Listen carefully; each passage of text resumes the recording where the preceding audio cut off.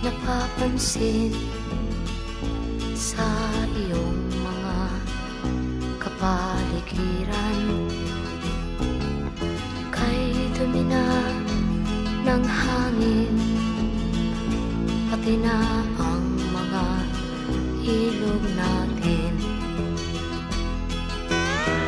Hindi na masamang pag-unlad at malayo-layo na rin ang ating narating. Ngunit masdan mo ang tubig sa dagat, dati kulay asul, ngayon'y